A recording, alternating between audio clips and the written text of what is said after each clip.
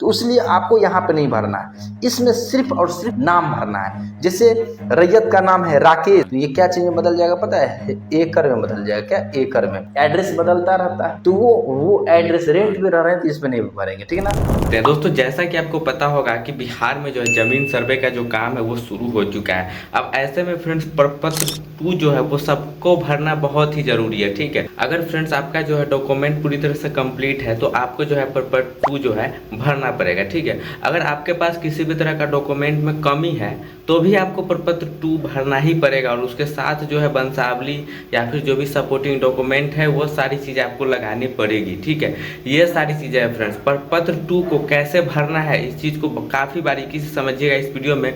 तो फ्रेंड्स इस वीडियो को जो है आप लास्ट तक देखिए। प्रपत्र 2 भरने का जो प्रोसेस है वो अमीन सर के द्वारा जो है आप लोग को गाइड किया जा रहा है। तो आगे अमीन साहब जो है आपको समझाएंगे किस तरह से जो है प्रपत्र 2 को भरना है। बहुत सारे व्यक्ति ये फॉर्म भरने में गलती कर रहे हैं, उनको लगता है हम सही भर रहे हैं लेकिन वो गलती कर रहे हैं। ये क्या है? प्रपत्र 2, जिसको प्रपत्र 2 जिसको स्वघोषणा पत्र बोलते हैं या सर्वे फॉर्म के नाम से जानते हैं। ये फॉर्म भरने में अधिकतर व्यक्ति गलती कर रहे हैं।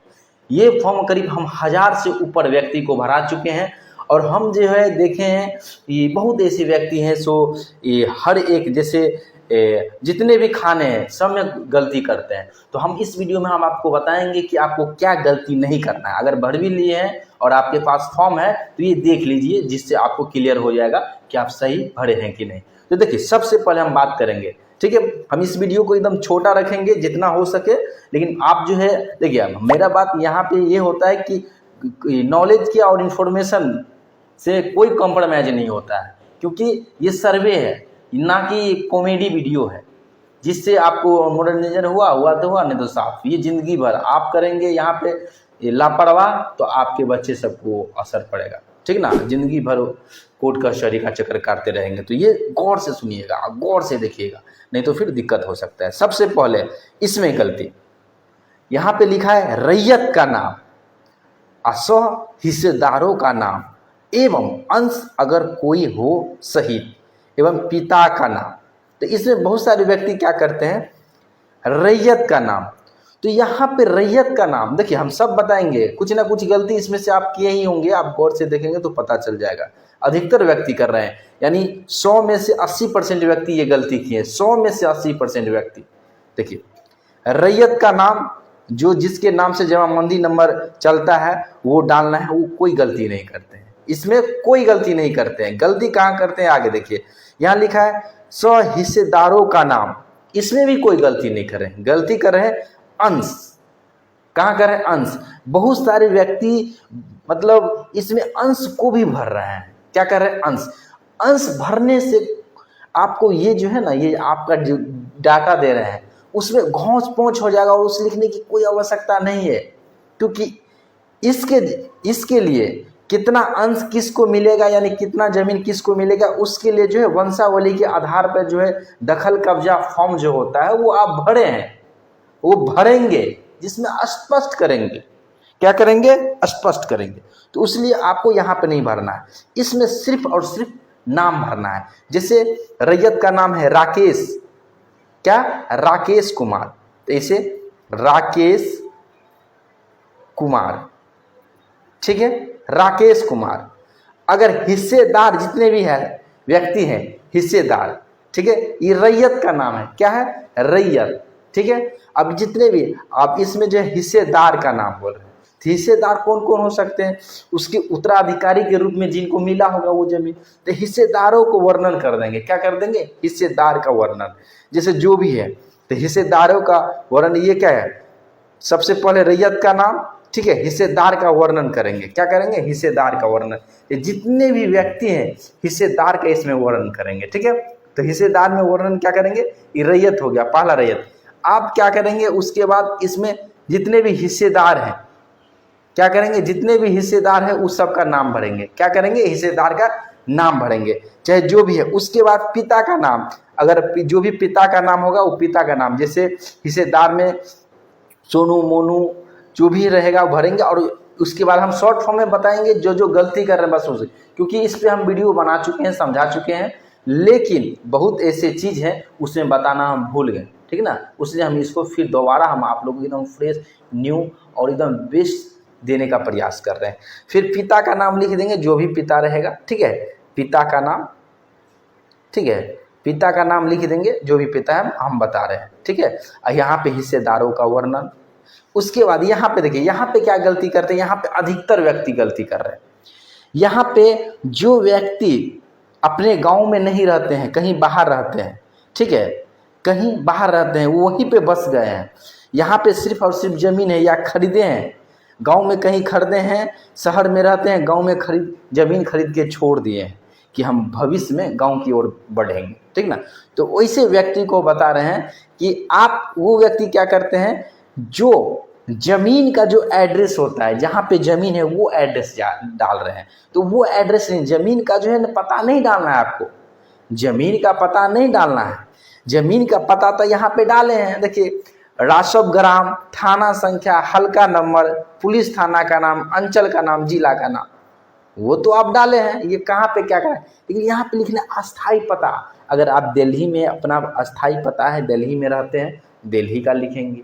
अगर बिहार में शहर में रहते हैं तो शहर में लिखेंगे। अगर गांव में ही रहते हैं, आप कहीं नहीं रहते हैं, जहाँ जमीन जो भी प्रॉपर्टी उसी पे रहते हैं, तो अस्थाई पता मतलब जहाँ आप फिक्स हैं, अस्थाई है, ठीक है। और अस्थाई में क्या आ जाता है, जैसे अस्थाई में आ जाएगा, जैसे रेंट पे आप रहते हैं, तो रेंट पे क्या है, एड्रेस बदलता रहता है, तो वो एड्रेस रेंट पे रह रहे हैं तो इस पर नहीं भरेंगे, ठीक है ना।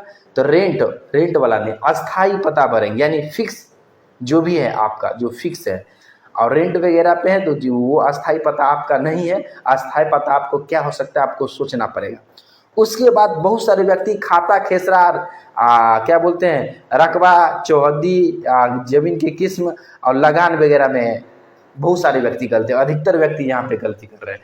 यानी बोला जाए तो 90% व्यक्ति यहाँ पे गलती कर रहे हैं, ठीक है। मतलब जहाँ पे हम देख रहे हैं, वहाँ पे जहाँ पे फॉर्म भरवाए हैं, वहाँ पे हज़ारों आदमी से ऊपर व्यक्ति को फॉर्म भरवाए हैं, तो वहाँ पे देखिए, यहाँ पे मतलब बहुत सारे, यानी 100 में 90 आदमी गलत कर रहे हैं। क्या गलती कर रहे हैं, तो खाता नंबर जो है लिख रहे हैं ना, वो पुराना लिख रहे हैं या नया लिख रहे हैं, और एक को छोड़ रहे हैं। यहाँ पे नया पुराना दोनों लिखना है, नया भी लिखना है, ठीक है। पहले तो पुराना लिखना है, पुराना, ठीक है, पुराना खाता संख्या जो भी रहे, 180, 250 जो भी रहे, पुराना भी लिखना है और नया भी लिखना है, पुराना नया दोनों लिखना है, ठीक है, पुराना नया दोनों। यहाँ पे हम अंक नहीं लिखे, इसके जगह पे एग्जाम्पल के लिए, अगर यहाँ पे जैसे एक नीचे ये भी फॉर्म है, जैसे एग्जाम्पल के लिए हमको यहाँ पे लिखना होता है खाता नंबर, तो नया पुराना दोनों हमको लिखना है, क्या, नया, ऐसे लिखना है।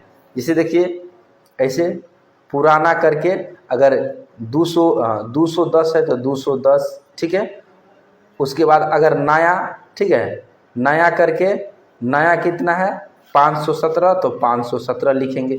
इस प्रकार आपको लिखना होगा, ठीक है। और इसमें भी जिस प्रकार खाता नया और पुराना लिख रहे हैं, उसी प्रकार क्या, उसी प्रकार आपको खेसरा नंबर भी नया और पुराना लिखना है। क्या, पहले पुराना, ठीक है, जैसे 156 है तो 156, और पुराना खेसरा, नया खेसरा, 9 देखे, नया खेसरा जो भी है आप लिखेंगे।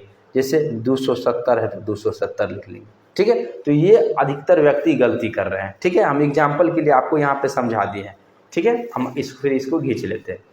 देखिए, गौर कीजिएगा, ध्यान दीजिएगा, हम आपको जो बता रहे हैं बस उस पर ध्यान दीजिएगा। अगर आप भर लिए हैं तो कोई दिक्कत नहीं है, देखिए फॉर्म को फिर से सुधार कीजिए, फिर नया फॉर्म भरिए, ठीक ना। खेसरा में भी नया पुराना बता ही दिए हैं, इसको ही हम ऊपर से नीचे ले लेते हैं। अच्छा, चलिए यही ठीक है, फिर उसमें हम लिखना होगा ना कुछ, तो फिर उसमें लिख के हम समझाएंगे आपको। इसलिए हम दो फॉर्म रखे हैं समझाने के लिए, ठीक है। नया पुराना, इसमें पुराना पहले लिखेंगे, पुराना नया खेसरा। जैसे खाता में पुराना खेसरा, नया खेसरा, पुराना खेसरा, ठीक है। उसे भी खाता में भी नया पुराना लिखेंगे।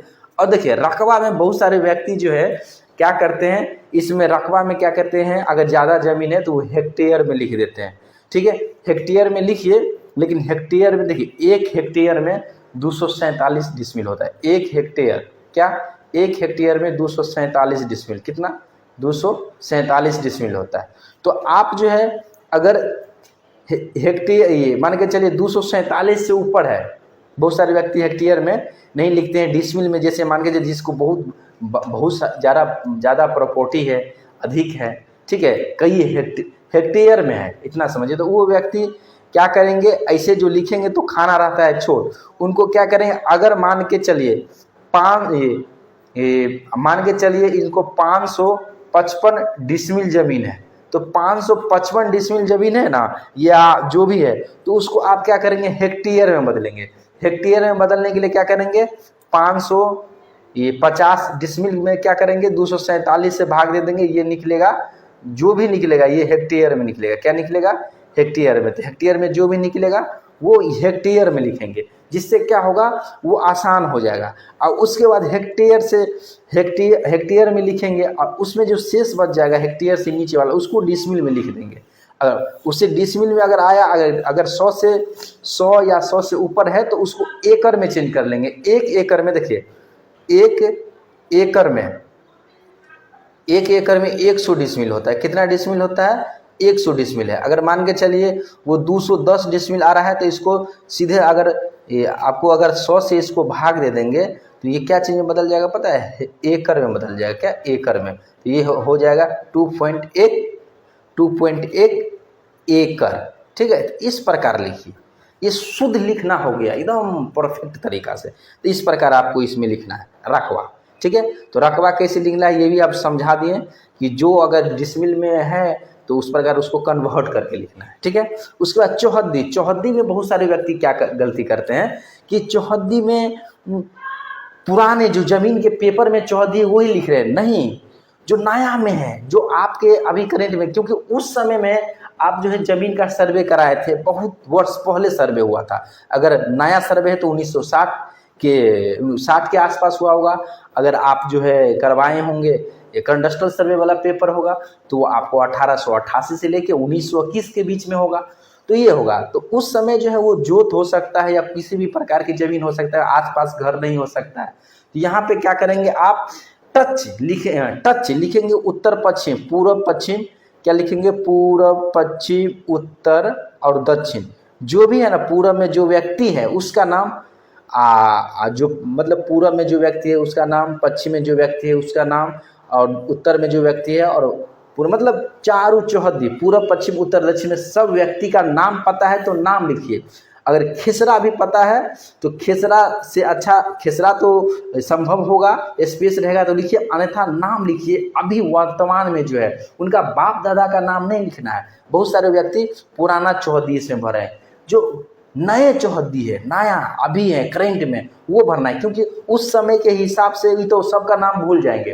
पुराने व्यक्ति का नाम चौहद्दी में देंगे तो उस व्यक्ति का नाम तो अभी वाले बच्चे हैं, वो पैदा होगा आने वाले समय में, तो वो सब थोड़ी याद, उसका पुस्त वगैरह आपको ही बताइए, दादा के दादा के दादा का दादा का क्या नाम है नहीं पता होगा, उसी प्रकार नहीं हो सकता है, फिर बाद में भविष्य में दिक्कत हो सकता था। अभी जो वर्तमान में जो व्यक्ति उस जमीन में दखल कब्जा है, जो उसका मालिक है, स्वामित्व रखते हैं, यानी मालिकाना हक है, उन व्यक्ति का नाम लिखिए, शुद्ध रहेगा, अच्छा रहेगा, और वो नए व्यक्ति रहेगा तो आने वाले आपको वंशज को भी उसके बारे में जानकारी होगा, और जिस व्यक्ति का चौहद्दी में नाम दे रहे हैं उनको भी पता रहेगा मेरा बाबा का नाम है या परदादा का नाम है, ठीक ना।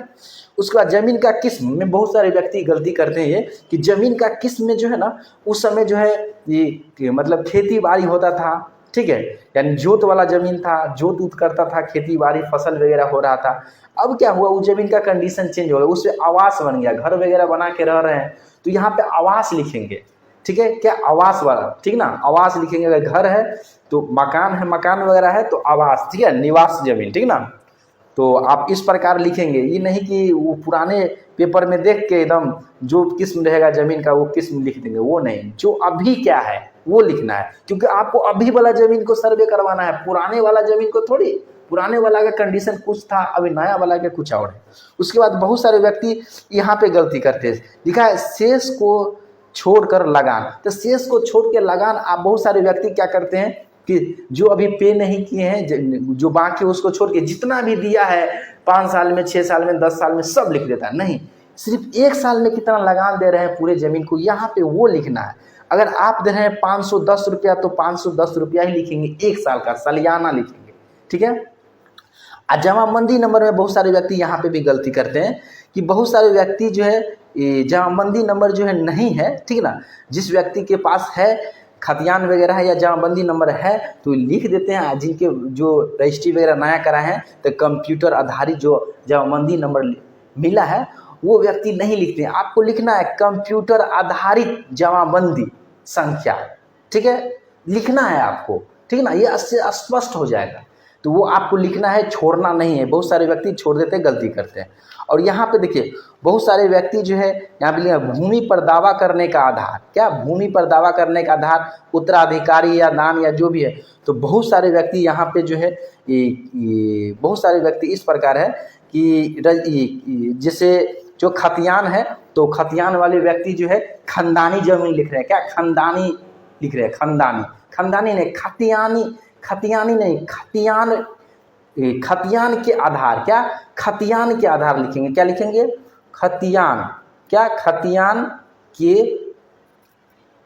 आधार, ठीक है। हो सकता है आपको नहीं सुन रहे हैं, समझे, खतियान के आधार, ठीक है। केवाला है तो बहुत सारे केवाला है तो व्यक्ति सब क्या गलती करते हैं, लिख देते हैं कि रजिस्ट्री, क्या रजिस्ट्री ठीक है, लेकिन केवाला लिखेंगे तो अति उत्तम रहेगा, ठीक है ना। केवाला केवाला के आधार पर, केवाला के आधार पर। और बहुत सारे व्यक्ति यहाँ पे देखिए अभियुक्ति अगर कोई हो तो इसका मतलब होता है जमीन पे अगर केस फौजदारी चल रहा है तो ठीक है, नहीं तो नो, या नहीं तो नहीं भी भर सकते हैं, नहीं तो खाली भी छोड़ सकते हैं। बहुत सारे व्यक्ति दिमाग में घुसा लेते हैं कि इसमें जो नाम दे इसके अलावा कोई और व्यक्ति है तो क्या करते हैं, पत्नी का नाम दे देता है, ठीक है, क्या पत्नी का नाम दे देता नहीं, तो इसमें नहीं, बोलते हैं कोई केस फौजदारी या आपके ज़मीन पे कोई कब्जा वगैरह कर लिया है तो उसका वर्णन करना है, उसके बारे में लिखना है कि फलाना आदमी दखल कब्जा किया है, नहीं तो केस चल रहा है तो डेट के साथ केस नंबर लिखना है, ठीक है। ये गलती आपको कभी नहीं करना है, ठीक है ना। अब हम बोलेंगे बताने वाले कौन है, तो हम जो है यहाँ पे प्रॉपर स्पेशल जो सर्वे में देखते हैं अमीन सब है उन सबको वैसे अमीन को ट्रेनिंग देते हैं। बहुत ऐसे सर्वे अमीन है जो यहाँ पे क्लास कर रहे थे और कर भी रहे हैं, ठीक है, सर्वे में जो काम कर रहे हैं वो सब बहुत सारे व्यक्ति ज्वाइनिंग होने के बाद भी यहाँ पे कोर्स ज्वाइन करके पढ़ रहे हैं, ठीक है, अपने नॉलेज को बढ़ाने के लिए, ठीक है। और यहाँ पे जो आपको जो भी जानकारी मिलेगा परफेक्ट जानकारी मिलेगा, ठीक है। बाकी यहाँ चीज़ तो पता ही है, स्थान, तिथि और ये सब तो कॉमन चीज़ है, कोई चीज़ है मोबाइल नंबर आधार नंबर के साथ यहाँ पे आपको पूरा भरना है, ठीक है। तो वीडियो को हम लंबा नहीं करेंगे, इस वीडियो को यहीं पे विराम देते हैं। दोस्तों आशा करता हूँ कि दिया गया जानकारी पसंद आया होगा। जानकारी पसंद आया है तो वीडियो को लाइक कीजिए, चैनल को सब्सक्राइब कीजिए। बाकी हम आशीष मिलता है अगले वीडियो में किसी नए टॉपिक के साथ। मुझे दीजिए इजाजत, देखते रहिए ऑनलाइन फटाफट वीडियो देखने के लिए बहुत बहुत धन्यवाद।